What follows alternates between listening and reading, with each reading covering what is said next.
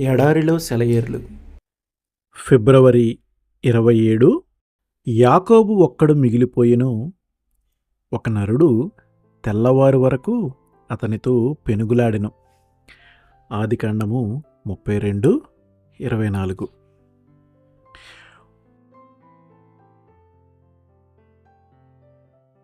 ఒక్కడే మిగిలిపోయాడు. ఈ మాటలు మన ఒక్కొక్కరిలో ఎంత భిన్నమైన అనుభవాలను గుర్తుకు తెస్తున్నాయి. కొందరికి ఒంటరితనం, చింత గుర్తొస్తాయి. కొందరికి ప్రశాంతత, విశ్రాంతి స్ఫురిస్తాయి. దేవుడు లేకుండా ఒక్కడే మిగిలిపోవటం చాలా భయంకరమైన స్థితి. కానీ దేవునితో ఒంటరిగా ఉండటం పరలోకపు ఆనందానికి మారుపేరు. దేవునికి చెందిన వాళ్ళు ఎక్కువ సమయాన్ని ఒంటరిగా ఆయనతో గడపగలిగితే గతంలో లాగా ఈ కాలంలో కూడా ఆత్మలో వీరులైన వారు మనకి ఉంటారు. మన ప్రభువే మనకు మాదిరి. దేవునితో ఒంటరిగా గడపటానికి క్రీస్తు ఎన్నిసార్లు వెళ్ళేవాడో గమనించండి.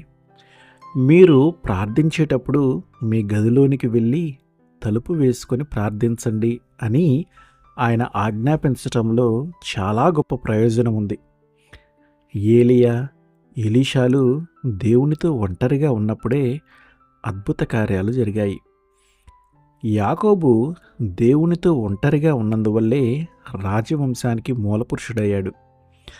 మనం కూడా కాగలం. దేవుడు అతన్ని దర్శించినప్పుడు యెహోషువ ఒంటరిగా ఉన్నాడు. యెహోషువ 1:1. గిద్యోను, యోఫ్తా ఒంటరిగా ఉన్నప్పుడే ఇశ్రాయేలును రక్షించమని వాళ్ళకి ఆజ్ఞ వచ్చింది. న్యాయాధిపతులు 6:11, 11:29. అరణ్యంలో మండే పొద దగ్గర మోషే ఒక్కడే ఉన్నాడు. నిర్గమకాండము 3:1-5. దేవదూత కొర్నేలి దగ్గరికి వచ్చినప్పుడు అతను ఒక్కడే ఉండి ప్రార్థన చేసుకుంటున్నాడు. అపోస్తల కార్యములు 10:2. పేతురు అన్యుల దగ్గరికి వెళ్ళమని ఆజ్ఞ వచ్చినప్పుడు మిద్దె మీద అతనితో ఎవరూ లేరు. బాప్తిస్మం ఇచ్చే యోహాను అరణ్యంలో ఒక్కడే ఉన్నాడు. లూకా 1:8.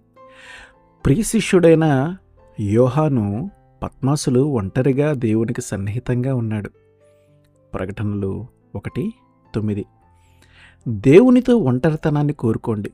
మనం ఆశీర్వాదాలు పొందితేనే ఇతరులకి ఆశీర్వాద కారణంగా ఉంటాము. ఒంటరి ప్రార్థనను మనం నిర్లక్ష్యం చేస్తే మనల్ని మనమే నష్టపరుచుకోవటం కాకుండా ఇతరులకి దీవెనలు అందకుండా చేసిన వాళ్ళమవుతాము. ఒంటరి ప్రార్థన వల్ల బయట మనం చేసే పని తగ్గవచ్చు. అయితే మనలోని శక్తి 100 అంతలు పెరుగుతుంది. ఫలితంగా మనుషులు క్రీస్తునే మనలో చూస్తారు. ఒంటరి ప్రార్థన ప్రాముఖ్యత గురించి ఎంత చెప్పినా అతిశయోక్తి కాదు.